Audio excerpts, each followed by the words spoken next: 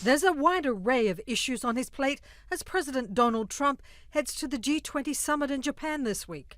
Escalating tensions with Iran. In a few moments, I'll be signing an executive order imposing hard-hitting sanctions on the supreme leader of Iran. Trump says the new sanctions follow a series of aggressions by Tehran and follow a last-minute decision of Trump's to hold a retaliatory military strike against Iran. The president is untested, has no experience in dealing with military matters of this sort. In response, Iran's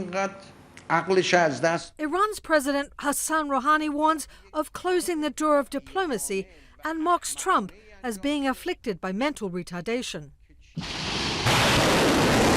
Then there are the stalled negotiations over reducing North Korea's nuclear capabilities. Indications that the US is willing to resume talks with North Korea, fueled by the president's letter exchanges with leader Kim Jong-un.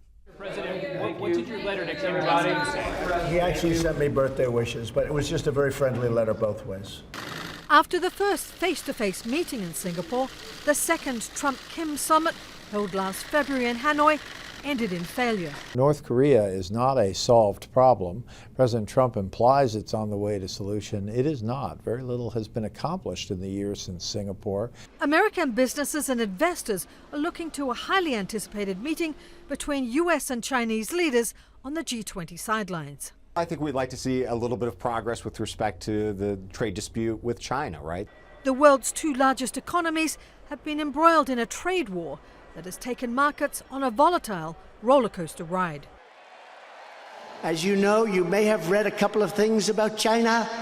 The Osaka summit is the first opportunity Trump and Chinese President Xi Jinping have had to thrash out their trade dispute since Trump said he was preparing to target the $300 billion in Chinese imports that he hasn't already hit with tariffs.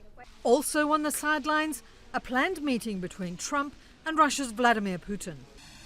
The two leaders had a full-fledged summit in Helsinki, Finland, nearly a year ago.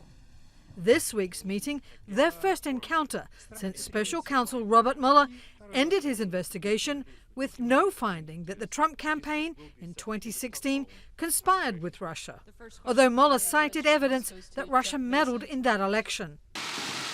The meeting agenda remains a mystery, as does the outcome of that last meeting. Tracy Brown, Associated Press.